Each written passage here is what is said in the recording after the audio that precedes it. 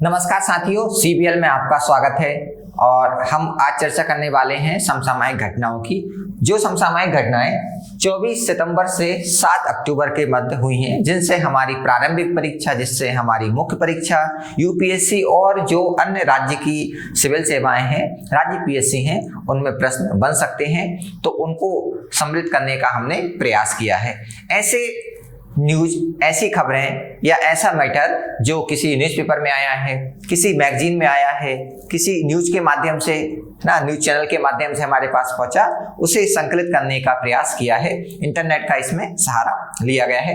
तो देखते हैं 24 सितंबर से 7 अक्टूबर तक जो महत्वपूर्ण घटनाएं हुई हैं, उनमें हम आज कौन कौन सी घटनाओं पर चर्चा करेंगे। इसमें सबसे पहले हम स्वास्थ्य के अधिकार की बात करेंगे, क्योंकि निश्चित हमारा जो भारतीय संविधान का 21 है वो स्वास्थ्य के अधिकार की बात करता है। और कोरोना काल की स्थिति को अगर हम देखें तो सबसे ज्यादा अगर चर्चा में कोई रहा वो स्वास्थ्य का विषय रहा, क्योंकि भारत की जो स्वास्थ्य व्यवस्था है उस पर कई प्रकार के प्रश्न लगे और हमें महसूस हुआ कि हमें स्वास्थ्य में अब कार्य करने की आवश्यकता है। इसी समय इस बात को फिर से दोहराया जाने लगा कि स्वास्थ्य का अधिकार फंडामेंटल राइट होना चाहिए, मौलिक अधिकार होना चाहिए। और इस दिशा में हम देखते हैं कि सरकार के द्वारा आयुष्मान भारत योजना, प्रधानमंत्री जन आरोग्य योजना हम कहते हैं, ये इनकी शुरुआत की गई है। तो ये फिर से चर्चा में है, तो इसको देखते हैं स्वास्थ्य का अधिकार क्या है और क्या क्या चैलेंजेस हैं। आगे आयुष्मान भारत को देखेंगे हम, और प्रधानमंत्री जन आरोग्य योजना है ना, आयुष्मान भारत PMJAY, इसको देखेंगे क्या है और वर्तमान में क्या स्थिति है, क्या क्या इसके प्रावधान है, क्या क्या इसकी जो चैलेंजेस हैं, मतलब आउटकम्स की बात करेंगे हम, चैलेंजेस की बात करेंगे, इसमें कोई लूप होल्स है, कोई कमी है, उसको भी देखेंगे।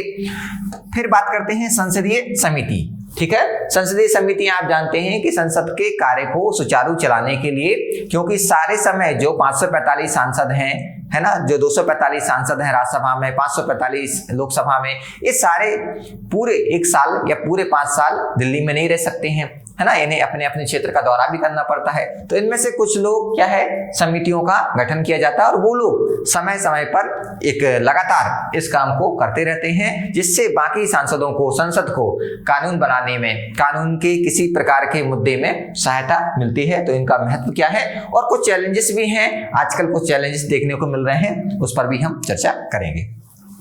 और इसके बाद जो सामाजिक जवाबदेही है, सामाजिक जवाबदेही क्या होती है, ठीक है, सामाजिक जवाबदेही को प्राप्त करने के कौन कौन से तरीके हैं, सामाजिक जवाबदेही के क्या क्या फायदे हैं, सामाजिक जवाबदेही के जो मेथड है वो क्या है, और कुछ चैलेंजेस हैं उनको भी हम देखेंगे।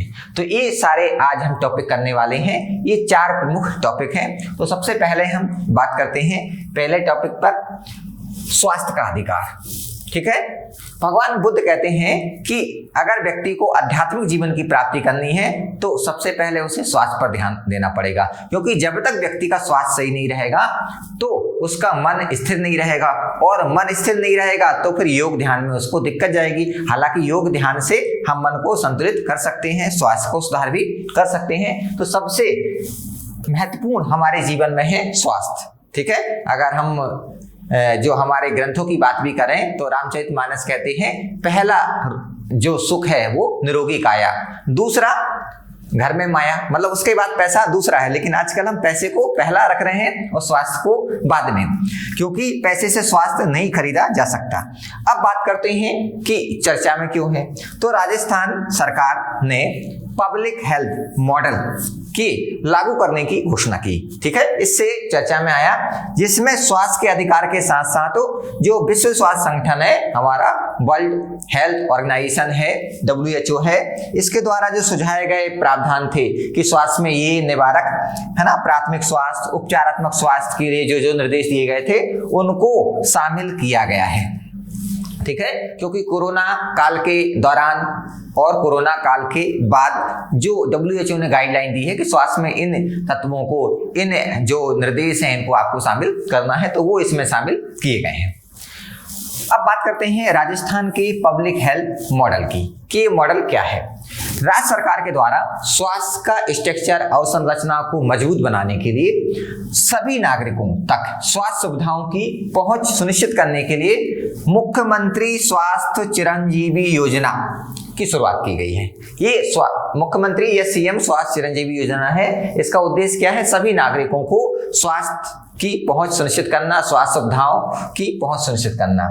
इस योजना की आगे बात करें हम तो इसमें प्रावधान है कि प्रत्येक परिवार को 5 लाख रुपए तक का वार्षिक चिकित्सा बीमा प्रदान किया जाएगा। 5 लाख का इंश्योरेंस होगा हर परिवार को। आगे देखें, भारतीय स्वास्थ्य प्रबंधन अनुसंधान संस्थान के ने मरीजों के अधिकारों के साथ साथ सेवा प्रदाताओं के लिए जो सर्विस देते हैं, राज्य में उपलब्ध संसाधनों के अनुसार मानकों की स्थापना की सिफारिश की है। ठीक है कि भाई मरीज को भी देंगे और जो स्वास्थ्य प्रदाता हैं, जो सर्विस देते हैं, उनका भी यहाँ ध्यान रखा जाए। केंद्र सरकार द्वारा निर्धारित भारतीय सार्वजनिक स्वास्थ्य मानक है ना को मौजूदा कार्यक्रमों के बदलते प्रोटोकॉल को ध्यान में रखते हुए संशोधित किया गया है, क्योंकि अब कोरोना के बाद स्वास्थ्य में एक आमूलचूल परिवर्तन हमें देखने को मिलेगा। कोरोना के पहले उतना ध्यान नहीं देते थे, लेकिन अब आम व्यक्ति भी इस बात को लेकर जागरूक है कि स्वास्थ्य प्राथमिकता होनी चाहिए। क्लियर? आगे बात करते हैं हम भारतीय सार्वजनिक स्वास्थ्य मानक हैं, इसकी बात करें हम तो देश में स्वास्थ्य की देखभाल सेवाओं का वितरण, उनकी गुणवत्ता में सुधार लाने के लिए ये जो मानक हैं ये स्थापित किए गए हैं और इनका ही मानकों का समूह, इसे कहते हैं भारतीय सार्वजनिक स्वास्थ्य मानक। इसमें संबंधी या भारतीय सार्वजनिक स्वास्थ्य मानक दस्तावेजों को मौजूदा कार्यक्रमों के बदलते प्रोटोकॉल जो व्यवस्था में चेंजेस आ रहे हैं, विशेष रूप से गैर संचारी रोगों हेतु नए कार्यक्रमों की शुरुआत को ध्यान में रखते हुए संशोधित किया गया है, क्योंकि अब नए इसके बाद जो स्कीम है वो प्रारंभ की गई, स्वास्थ्य की योजनाएं हैं उनको प्रारंभ की गई और की जा रही हैं। इसमें राज्यों और क्षेत्रों की विविध आवश्यकताओं के अनुरूप लचीलापन लाया गया है। ठीक है, मतलब हम जानते हैं कि बिहार है तो बिहार में कुछ फिक्स है कि यहाँ पर ये पर्टिकुलर रोग पाया जाता है, कुछ हम देखते हैं कि पर्टिकुलर जो रोग है वो बंगाल में पाया जाता है, कुछ खास करके रोग हैं वो यूपी में पाए जाते हैं, तो उसके हिसाब से हमें योजना का तैयार करना पड़ेगा। कुछ नॉर्थ इंडिया में ऐसे रोग हैं जो साउथ इंडिया में वो ज्यादा नहीं होते हैं और कुछ साउथ इंडिया में ऐसे रोग हैं जो नॉर्थ इंडिया में नहीं होते हैं, तो उस हिसाब से क्षेत्र के हिसाब से इनमें फ्लेक्सिबिलिटी रखी जाएगी।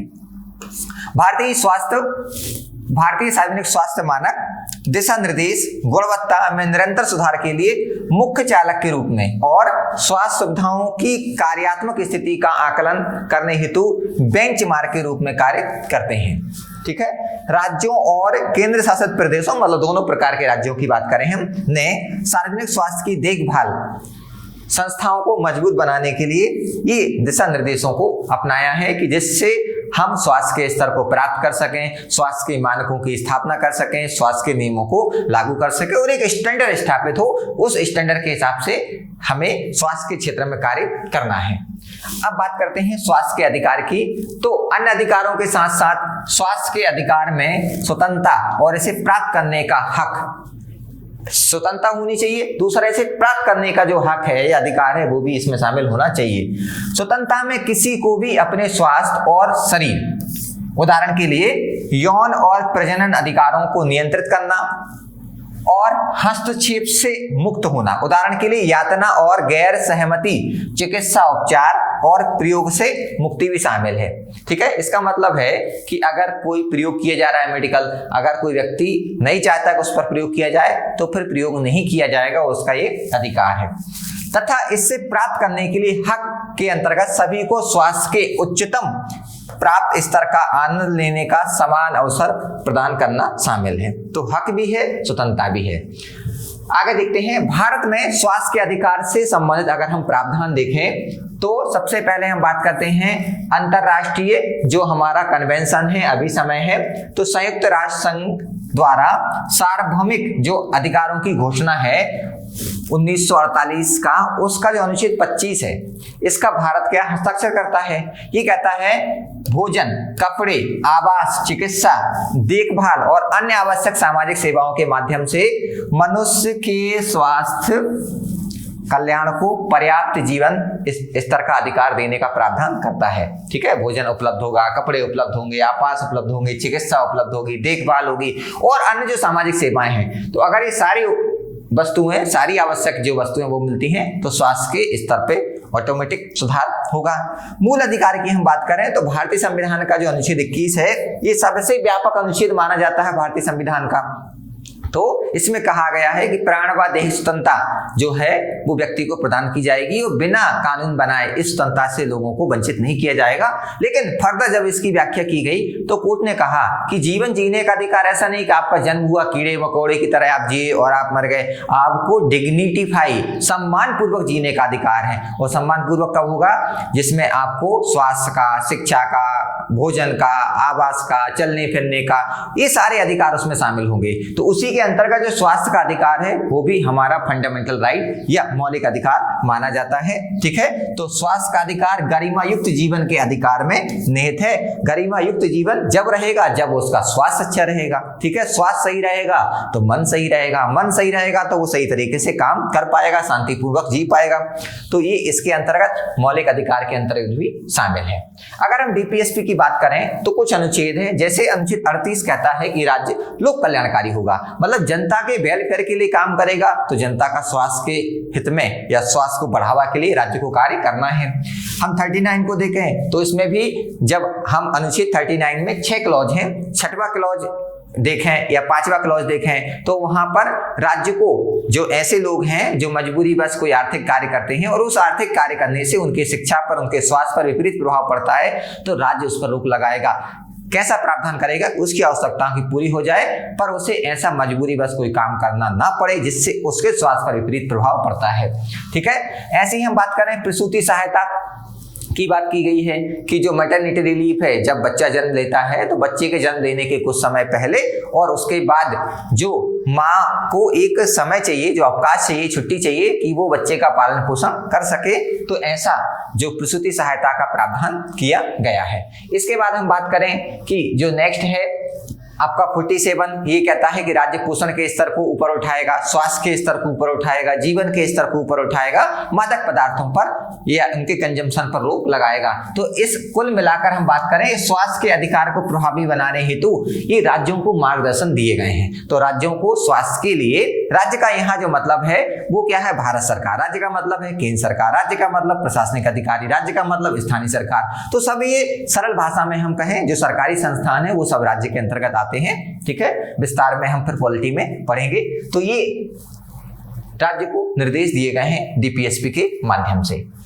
न्यायिक अगर हम घोषणा की बात करें तो पश्चिम बंगाल खेत मजदूर समिति मामले में 1996 में हमारे माननीय सर्वोच्च न्यायालय ने कहा कि एक कल्याणकारी राज्य में सरकार का प्राथमिक कर्तव्य लोगों का कल्याण सुनिश्चित करना है और लोगों को पर्याप्त चिकित्सीय सुविधाएं प्रदान करना है। ठीक है, परमानंद कटारा बनाम भारत संघ का जो मामला था 1889 का, इसमें कहा हर डॉक्टर, चाहे वो प्राइवेट सेक्टर में हो, चाहे वो सरकारी अस्पताल में हो और भी कहीं हो, को जीवन रक्षा के लिए उचित विशेषज्ञता के साथ अपनी सेवाएं देना उसका पेशेवर दायित्व है। उसकी ये ड्यूटी है कि वो जो हाई क्वालिटी की हूँ, हाई स्टैंडर्ड की हैं, उच्च स्वास्थ्य की जो सेवाएं हैं वो प्रदान करे, चाहे वो प्राइवेट अस्पताल में दे रहा हो, चाहे वो सरकारी अस्पताल में दे रहा हो। ठीक है, अब प्राइवेट में तो क्या है कि लोगों को देना पड़ता है, पर सरकार का जो स्तर है उस पर कहीं कहीं आरोप लगते हैं कि सार्वजनिक जो स्वास्थ्य का सेक्टर है वो हमारा उतना मजबूत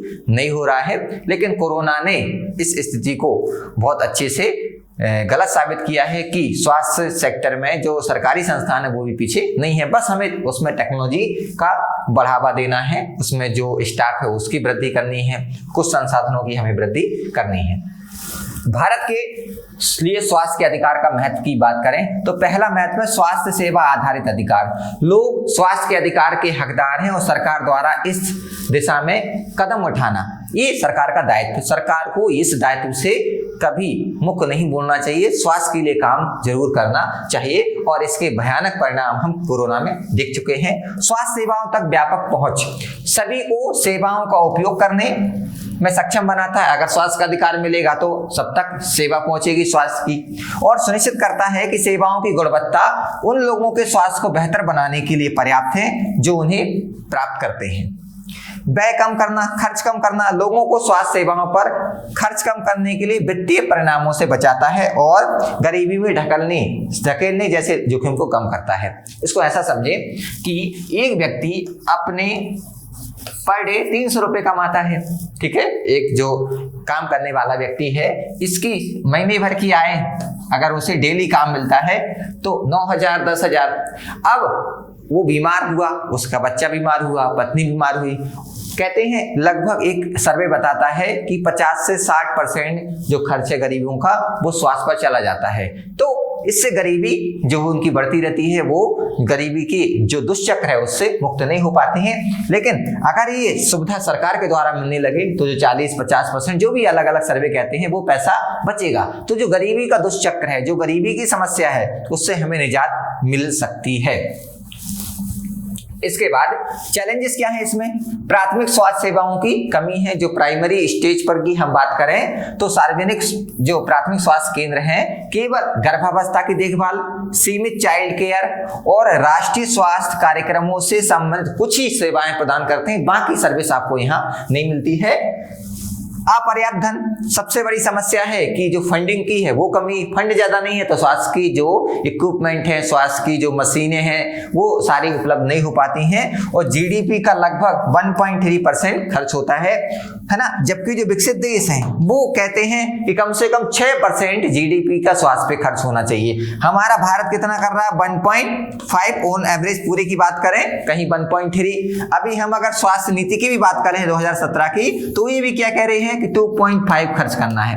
तब भी अगर हम इस स्वास्थ्य नीति के अनुसार खर्च करने भी लगे तब भी इंटरनेशनल जो हमारे मानक है, अंतरराष्ट्रीय जो मानक हैं, उनसे हम बहुत पीछे हैं, ठीक है।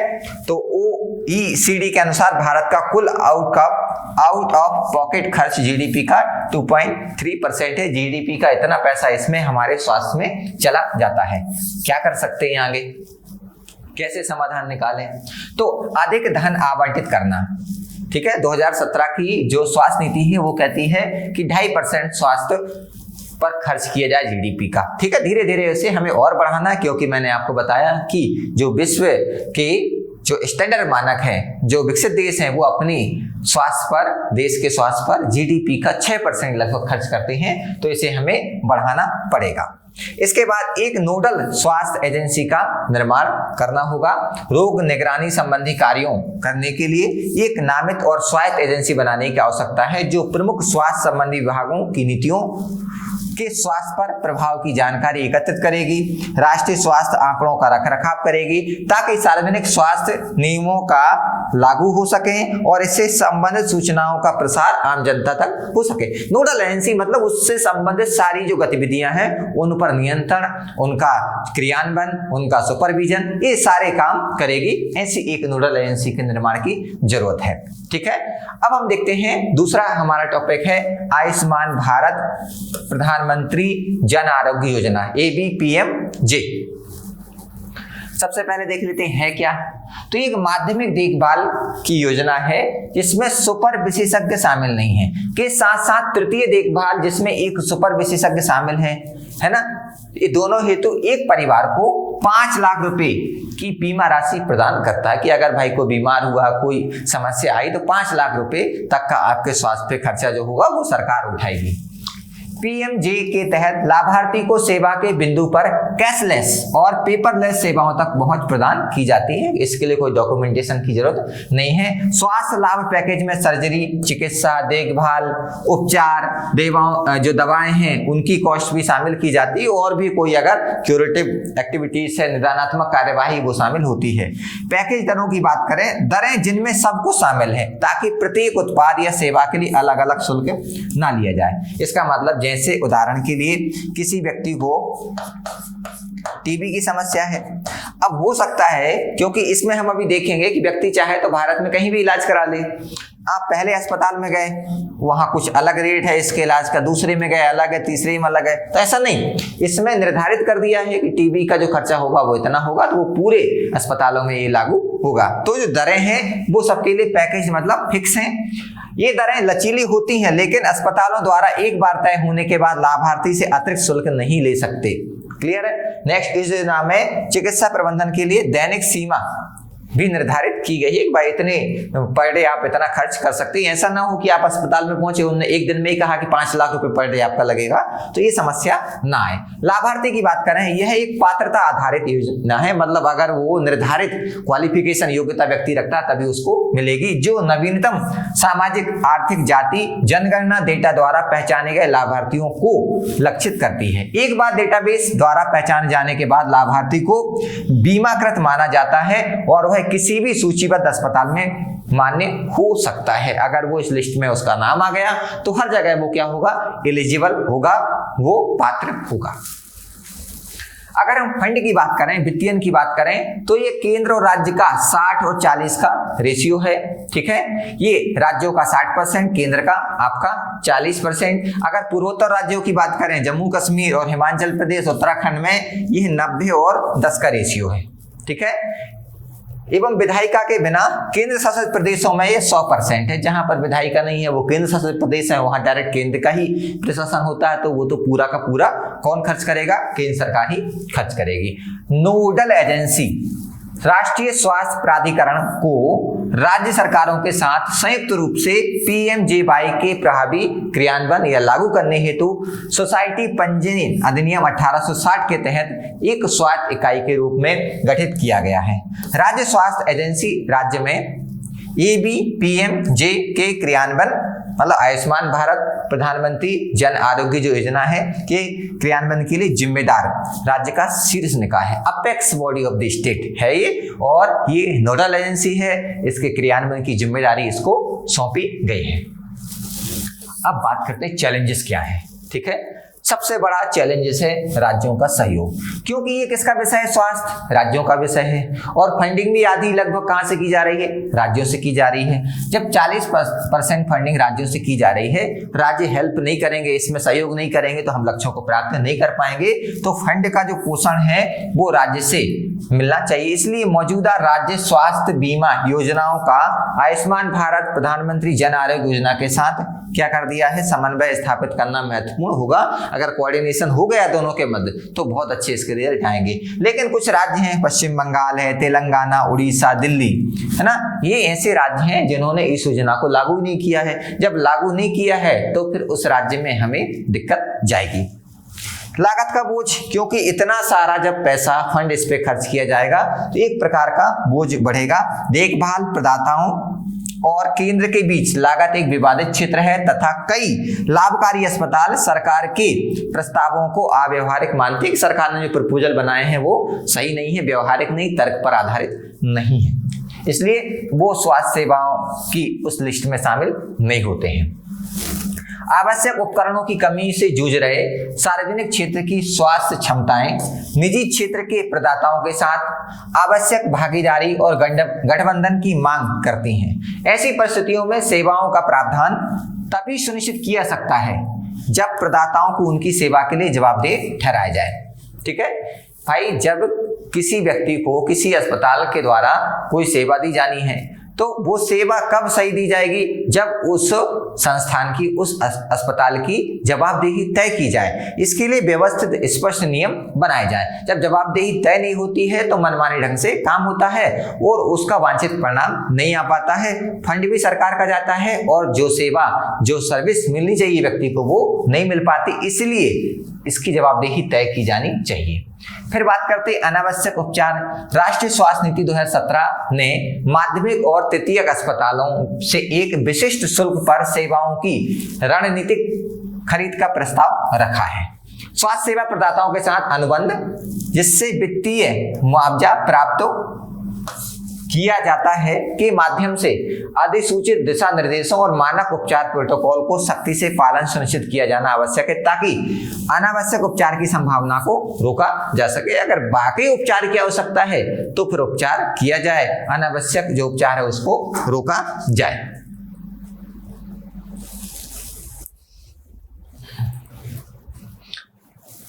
अब बात करते हैं उपलब्धियां, क्या क्या इसकी उपलब्धियां हैं। गरीबों के लिए क्या क्या फायदेमंद हो सकते हैं कि योजना के कार्यान्वयन के पहले 200 दिनों में पीएमजी के तहत लगभग 21 लाख से अधिक गरीब और वंचित लोगों को लाभान्वित किया है, जिनको इस योजना का लाभ मिला है। इसके तहत 5,000 करोड़ रुपए से अधिक का मुफ्त इलाज कराया गया है। तो बड़ी संख्या में इलाज हुआ है, बड़ा अमाउंट उन लोगों का बचा है। कोविड-19 के समय पीएमजे का क्रियान्वयन एक बड़ा लाभदायक फॉर्मूला रहा।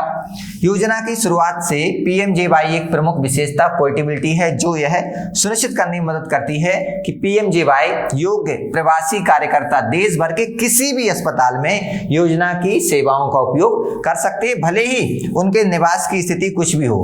ठीक है, ये बहुत अच्छा प्रावधान है कि आप जहां चाहें भारत के क्षेत्र में, भारत के राज्य क्षेत्र में आप अपना इलाज करा सकते हैं, भले ही आप कहीं जगह रहते हैं। ऐसा नहीं कि आप उस क्षेत्र के निवासी तभी आप वहां के अस्पताल का चयन कर सकते हैं। इसके बाद संबंध योजनाओं की बात करें कि इसका जो उद्देश्य था, कोविड के समय इसको मर्ज किया गया और बच्चों की बाल चिकित्सा को भी इसमें शामिल किया गया।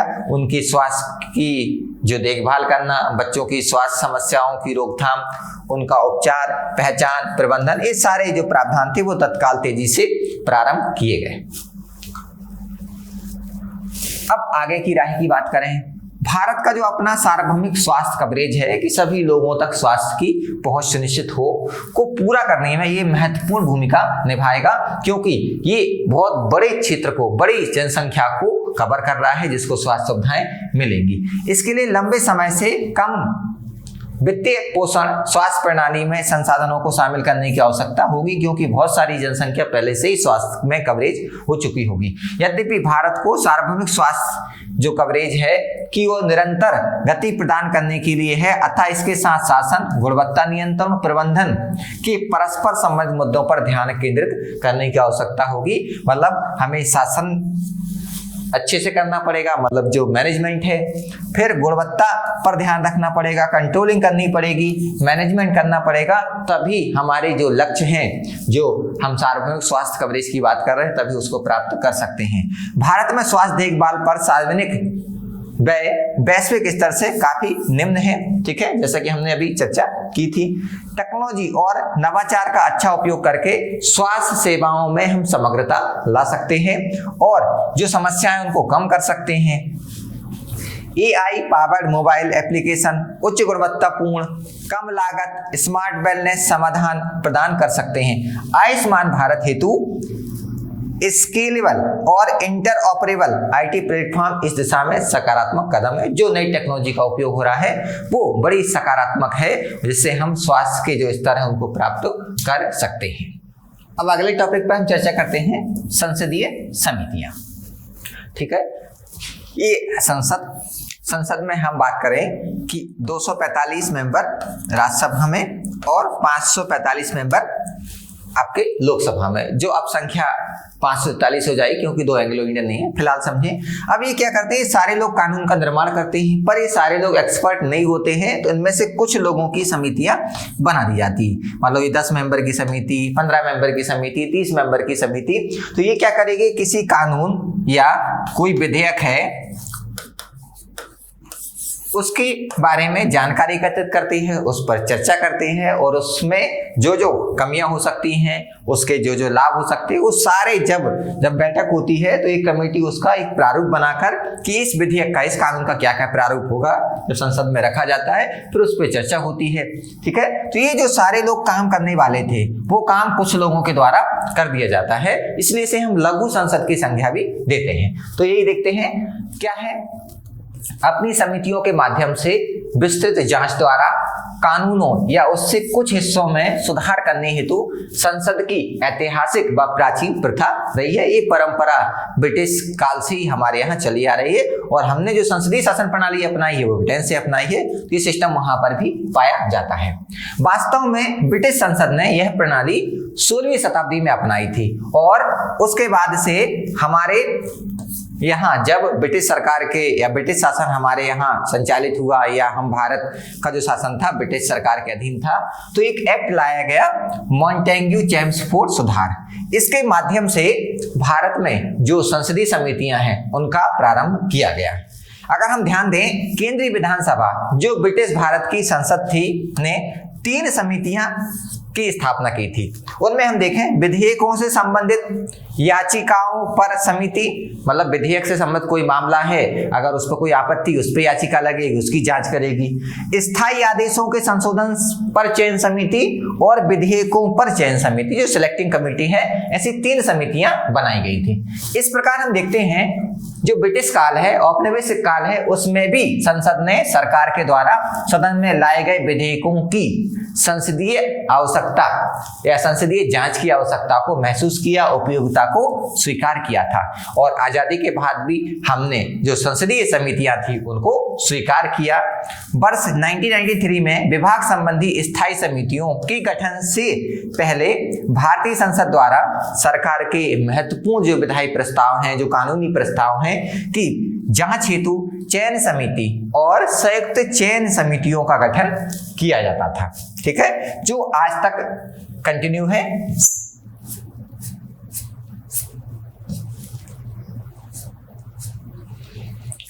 अब हम अगर देखें कि इसका फायदा क्या है, संसदीय समितियों का महत्व क्या है, तो अंतर मंत्रालयीय समन्वय, जो विभिन्न मंत्रालय हैं, अलग अलग मंत्रालय के द्वारा अलग अलग जो मांग रखी जाती है, ठीक है, तो उन अनुदान मांगों को देखने, उनसे जुड़े विधेयकों की जांच करने और उनकी जो वार्षिक रिपोर्ट होती है ना, उस पर विचार करने, दीर्घकालीन योजनाओं पर विचार करने और साथ ही साथ संसद को रिपोर्ट करने का कार्य इनको सौंपा जाता है। दूसरा है जांच का सबसे महत्वपूर्ण साधन के रूप में संसदीय समितियां उभरी हैं। तो विस्तृत जांच का साधन, आमतौर पर संसदीय समितियों की रिपोर्ट बहुत ही विस्तृत होती है और शासन से संबंधित मामलों पर ये प्रामाणिक जानकारी उपलब्ध कराती है, संसद को भी इसमें मदद मिलती है। इन समितियों के संदर्भित विधेयक महत्वपूर्ण मूल्यवर्धन के साथ सदन में वापस आते हैं। स्थायी समितियों के अलावा संसद के सदनों द्वारा कोई विशेष जो मामले हैं, विशेष विषय हैं, उनकी जांच करना हो, है ना, उनकी रिपोर्ट करने के लिए तदर्थ समितियों का गठन किया जाता है। तदर्थ समितियां मतलब जो किसी खास मुद्दे के लिए गठित की गई हैं और जैसे ही मुद्दा समाप्त होता है वो समितियां समाप्त हो जाती हैं, इन्हें हम तदर्थ समिति कहते हैं। इसके अगर उल्टे हम बात करें कि ऐसी समितियां जो परमानेंट रहती हैं, जिनका एक बार गठन हो गया तो ये परमानेंट बनी रहती हैं, इन्हें हम स्थायी समितियां कहते हैं, जिनमें आपने 3 का प्रमुख नाम सुना होगा, लोक लेखा समिति, सार्वजनिक उपक्रम समिति और आपकी जो एस्टिमेट कमेटी है।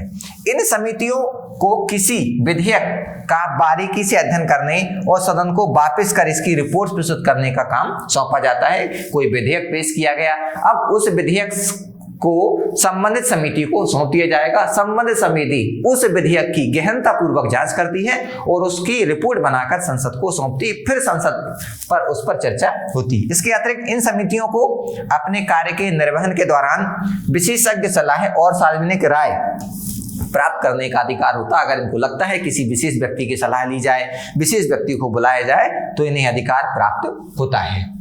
लघु संसद के रूप में ये कार्य करती हैं। क्यों? क्योंकि ये समितियां दोनों सदनों के सदस्य हैं या सांसद हैं, उनसे बनती हैं। इनकी छोटी इकाइयां होती हैं। मैंने अभी बताया कि जो 790 सांसद हैं उनमें से कुछ लोग इन समितियों में शामिल होते हैं। ये सदस्य अलग अलग राजनीतिक दलों से आते हैं और पूरे वर्ष से समितियां अपना काम करते रहती हैं। इसके साथ साथ संसदीय समितियां लोक लोहावन जो मांगे होती हैं को लेकर बाध्य नहीं होती हैं, जो आमतौर पर संसद के काम में बाधा उत्पन्न करती हैं, क्योंकि इनसे इन्हें कोई मतलब नहीं होता है। इनकी बैठकें बंद दरवाजे के पीछे होती हैं और ऐसे में समितियों के सदस्य पार्टी व्हिप के द्वारा बाध्य नहीं होते हैं कि जो सचेतक है, जो पार्टी का मुखिया, उसने कोई निर्देश जारी किया है उसको मानने के लिए बाध्य नहीं होती हैं। संसदीय समितियां बहस तथा चर्चा के लोकाचार पर काम करती हैं। इसके अलावा समितियां सार्वजनिक जो चकाचौंध है उससे दूर रहती हैं। संसदीय कार्यवाही को चलाने के वाले कोड सदन के नए युवा सदस्यों के लिए महत्वपूर्ण प्रशिक्षण की संस्था है ना, इनकी तुलना में अनौपचारिक बने रहते हैं। ठीक है, जो नए नए लोग हैं उन्हें क्योंकि प्रॉपर जो प्रोटोकॉल है वो फॉलो करना पड़ता है, प्रशिक्षण लेना पड़ता है, तो यहाँ उतना औपचारिकता नहीं पाई जाती जितनी संसद में हमें देखने को मिलती है। अब इनकी जो प्रणाली है उसकी भी कुछ सीमाएं हमें देखने को मिल रही हैं। सीमा देखें कि सबसे पहली बात तो इनकी जो प्रणाली है या संसदीय समितियां उनकी अनदेखी की जा रही है। PRS लेजिस्लेटिव रिसर्च के जो आंकड़े बताते हैं कि 14वीं लोकसभा में 60% और 15वीं लोकसभा में 71% विधेयक संबंधित जो कमेटियों को दिए गए थे।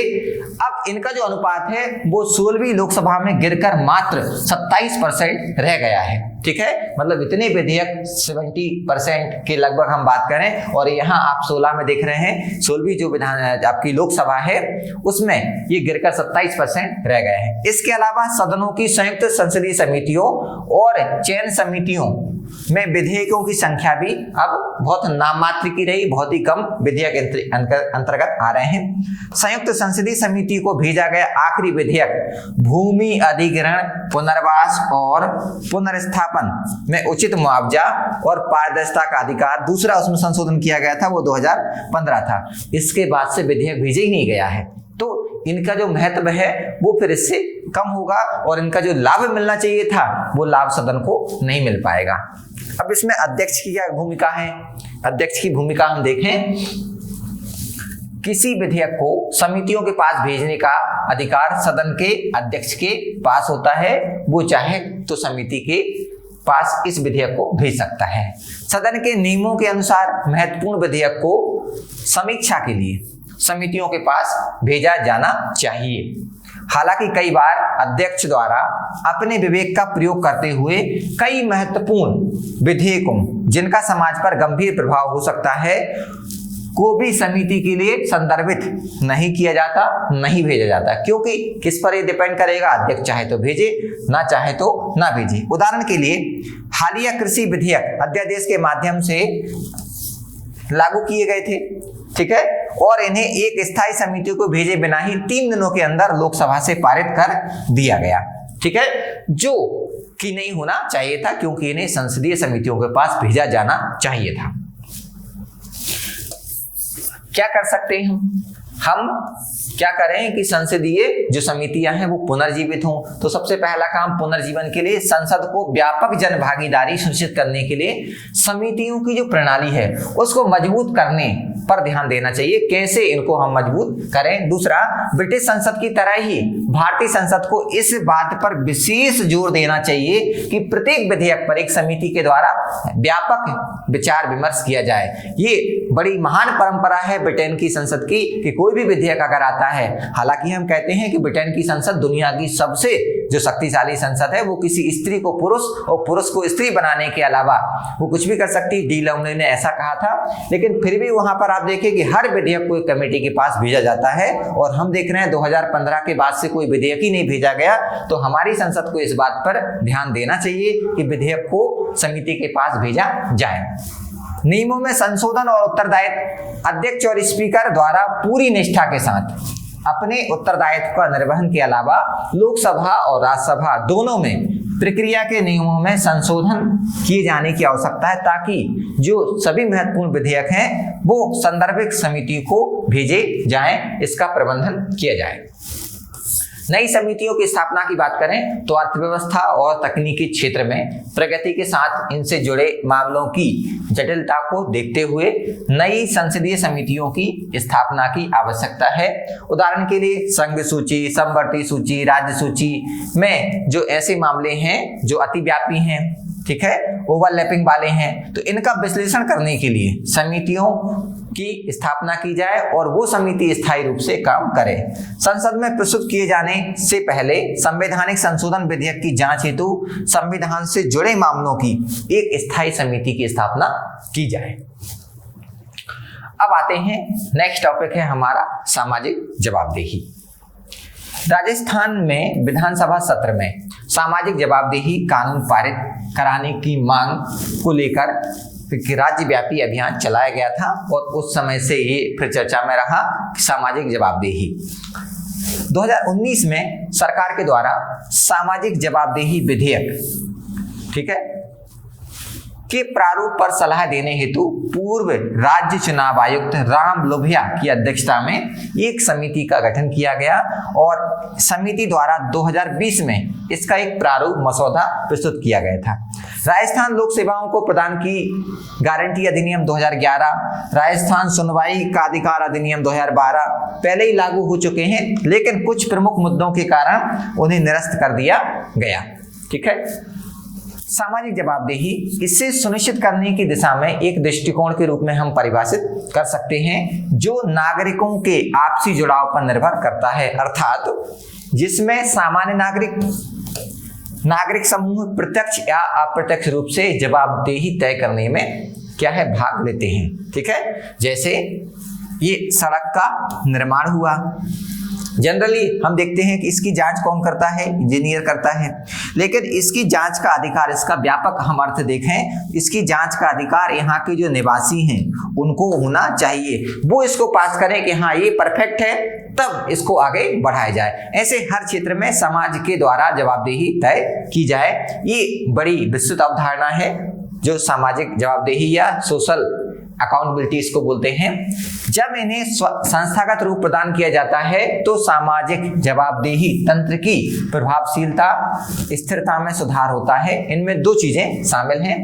राज्य को व्यापक जवाबदेही परियोजना में इच्छुक सहयोगी के रूप में अपने स्वयं के आंतरिक तंत्र को इस प्रकार प्रस्तुत करने की आवश्यकता होती है जो इसे संरचना के रूप में, है ना, संरचनात्मक रूप से जवाबदेही बनाने हेतु या उत्तरदायी बनाने हेतु काम करता है।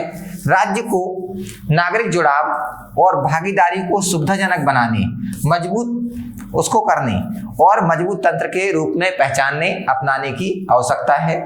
सामाजिक जवाबदेही अभ्यास के घटकों में सूचना का संग्रह, मतलब सूचना आपके पास होनी चाहिए, उसका कलेक्शन होना चाहिए, उस पर एनालिसिस या विश्लेषण होना चाहिए, उसका प्रसार होना चाहिए और जनता का समर्थन मिलना चाहिए और उसके बाद परिवर्तन की सिफारिश और बातचीत, ये सारे इसके घटक में शामिल है।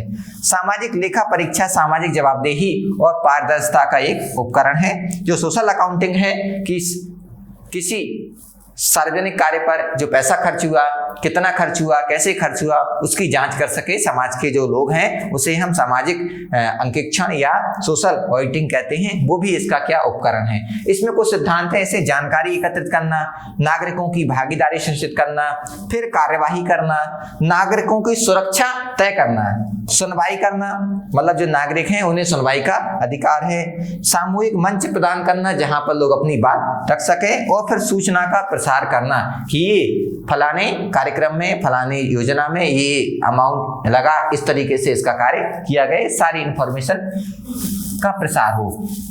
आवश्यकता क्या है? ऐसे कई नागरिक हैं जो अपने अधिकारों तक पहुंचने में असमर्थ हैं। उनकी शिकायतों का निवारण समय के भीतर किया जा सकता है, जबकि गलती करने वाले सरकारी अधिकारियों की कोई जवाबदेही नहीं होती।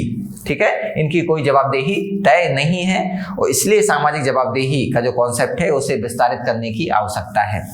महत्व में हम देखें, प्रत्येक व्यक्ति को नागरिक के रूप में अधिकार प्रदान करने के लिए सरकारी संस्थानों और अधिकारियों की जवाबदेही सुनिश्चित करता है। यह कानून के बारे में जागरूकता बढ़ाता है, लोगों के पास जानकारी पहुंचती है। विधानसभा सत्र में विधेयक को पारित करने के पक्ष में निरंतर वकालत करता है कि भाई इस विधेयक में ये प्रावधान, क्योंकि जब इंफॉर्मेशन पहुंचेगी, सूचना पहुंचेगी लोगों के पास, तब वो अपनी बात रख पाएंगे। शिकायतों के निवारण की व्यवस्था ग्राम पंचायतों से शुरू होती है इसमें, और ब्लॉक स्तर पर जन सुनवाई शामिल है जिससे लोग अपनी समस्याएं रखेंगे और उनकी समस्याओं का निवारण हो सकता है। कुशल प्रशासन, है ना, जो सेवा की गुणवत्ता है उसको बढ़ाने में, नागरिकों के सशक्तिकरण करने में और विकास को प्रभावशील बनाने में ये योगदान दे सकती है। इसके कुछ उदाहरण हैं, भागीदारी योजना और नीति निर्माण जो केरल ने स्टार्ट किया है। सहभागी बजट विश्लेषण गुजरात में प्रारंभ किया गया। सहभागी व्यय ट्रैकिंग प्रणाली, क्या क्या खर्च हो रहा है, राजस्थान दिल्ली दोनों ने इसको शुरुआत किया है। नागरिक सर्वेक्षण और नागरिक रिपोर्ट कार्ड बेंगलुरु और महाराष्ट्र ने स्टार्ट किया है।